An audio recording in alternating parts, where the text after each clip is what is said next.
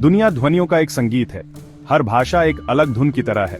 हम अपने विचार और कहानियां बांटने के लिए भाषा का इस्तेमाल करते हैं। अलग अलग भाषाओं के बारे में सीखने से हम एक दूसरे को बेहतर समझ पाते हैं। भाषाओं को वर्गीकृत करना एक लाइब्रेरी को व्यवस्थित करने जैसा है। हम समान भाषाओं को एक साथ रखते हैं। इससे हमें उनके इतिहास का पता लगाने और यह देखने में मदद मिलती है कि वे कैसे जुड़ी हैं। लेकिन भाषा सिर्फ शब्द और व्याकरण नहीं है, यह हमारी संस्कृति और पहचान से जुड़ी है। इसलिए भाषाओं को वर्गीकृत करना एक पेचीदा मामला हो सकता है। भाषाविद जासूसों की तरह होते हैं। वे भाषाओं के भीतर छिपे सुरागों का अध्ययन करके उनका इतिहास उजागर करते हैं। वे ध्वनियों, व्याकरण और शब्दावली की जांच करते हैं। ध्वन्यात्मकता किसी भाषा में ध्वनियों का अध्ययन है। लोग शब्दों का उच्चारण कैसे करते हैं, कौन सी ध्वनियां समान या भिन्न हैं। व्याकरण शब्दों को एक साथ रखने के नियमों का समूह है। हम वाक्य कैसे बनाते हैं, हम क्रिया और संज्ञा कैसे बदलते हैं। इन विशेषताओं की तुलना करके भाषाविद यह निर्धारित कर सकते हैं कि क्या भाषाएं एक ही पूर्वज साझा करती हैं। वे उनके साझा लक्षणों के आधार पर उन्हें परिवारों में बांटते हैं। ये भाषाई जांच हमें यह समझने में मदद करती है कि हजारों वर्षों में भाषाएं कैसे विकसित हुई हैं। सबसे बड़े भाषा परिवारों में से एक भारोपीय है। इसमें अंग्रेजी, स्पेनिश, हिंदी और रूसी जैसी भाषाएं शामिल हैं। ये भाषाएं हजारों साल पहले बोली जाने वाली एक सामान्य पूर्वज भाषा साझा करती है। एक और बड़ा परिवार चीनी तिब्बती है। इसमें मंदारिन चीनी, कैंटोनीज तिब्बती और बर्मी जैसी भाषाएं शामिल हैं। ये भाषाएं एशिया के एक विशाल क्षेत्र में बोली जाती है। दुनिया भर में कई अन्य भाषा परिवार हैं। हर परिवार का अपना अनोखा इतिहास और विशेषताएं हैं। कुछ भाषाएं पहेलियों की तरह होती हैं। वे किसी भी जात भाषा परिवार में फिट नहीं बैठती। स्पेन और फ्रांस में बोली जाने वाली बास्क भाषा इसका एक उदाहरण है। इसकी संरचना अन्य यूरोपीय भाषाओं से बहुत अलग है। जापानी एक और अनोखा मामला है। हालांकि इसने चीनी भाषा से शब्द उधार लिए हैं, लेकिन इसका व्याकरण और वाक्य संरचना अलग है। ये भाषाएं मानव भाषा की विविधता में बहुमूल्य अंतर्दृष्टि प्रदान करती हैं। वे हमें याद दिलाती हैं कि भाषा का विकास हमेशा एक सीधी रेखा में नहीं होता।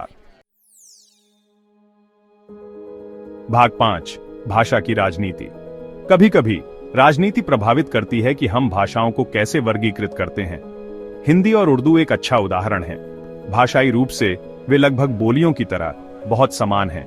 हालांकि वे अलग अलग लिपियों में लिखी जाती हैं और अलग अलग सांस्कृतिक जुड़ाव रखती है। इसी तरह चीनी को कई बोलियों वाली एक भाषा माना जाता है। हालांकि इनमें से कुछ बोलियां जैसे कैंटोनीज और मंदारिन, स्पेनिश और इतालवी जितनी अलग हैं। राजनीतिक निर्णय अक्सर तय करते हैं कि किसी भाषा के भीतर भिन्नताओं को बोलियां माना जाए या अलग भाषाएं। ये उदाहरण दिखाते हैं कि भाषा वर्गीकरण हमेशा सीधा साधा नहीं होता है। सांस्कृतिक और राजनीतिक कारक महत्वपूर्ण भूमिका निभा सकते हैं। भाग 6, नई भाषाओं का निर्माण। क्या होगा अगर हम शुरू से एक नई भाषा बना सकें? एस्पेरांतो एक निर्मित भाषा का उदाहरण है। इसका लक्ष्य अंतरराष्ट्रीय संचार के लिए एक सरल, तटस्थ भाषा बनाना था। हालांकि एस्पेरांतो ने प्राकृतिक भाषाओं की जगह नहीं ली है, लेकिन दुनिया भर में इसके बोलने वालों का एक समर्पित समुदाय है। निर्मित भाषाएं हमारी रचनात्मकता और भाषाई बाधाओं के पार जुड़ने की इच्छा को उजागर करती है। ये भाषाई प्रयोग भाषा और उसकी संभावनाओं के साथ मानवीय आकर्षण को प्रदर्शित करते हैं। भाग 7, खतरे में भाषाएं। दुख की बात है कि कई भाषाएं लुप्त प्राय हैं। हर 2 हफ्ते में एक भाषा मर जाती है। अपने साथ दुनिया का एक अनोखा दृष्टिकोण ले जाती है। वैश्वीकरण और प्रमुख भाषाओं का प्रभुत्व इसके कारक हैं। किसी भाषा का नुकसान पूरी मानवता के लिए नुकसान है। यूनेस्को जैसे संगठन प्रलेखन और पुनरुद्धार के प्रयासों के माध्यम से लुप्तप्राय भाषाओं को संरक्षित करने के लिए काम कर रहे हैं। सांस्कृतिक विरासत की रक्षा और लोगों के बीच समझ को बढ़ावा देने के लिए भाषा विविधता का समर्थन करना महत्वपूर्ण है। भाग 8, हमारी भाषाई रंगोली। भाषा वर्गीकरण एक आकर्षक और जटिल क्षेत्र है।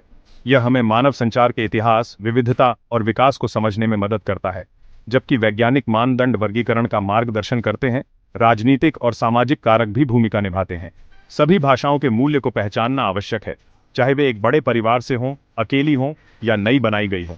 हमारी भाषाई रंगोली अपनी विविधता के लिए समृद्ध है। आइए आने वाली पीढ़ियों के लिए इस अनमोल विरासत का जश्न मनाएं और इसकी रक्षा करें।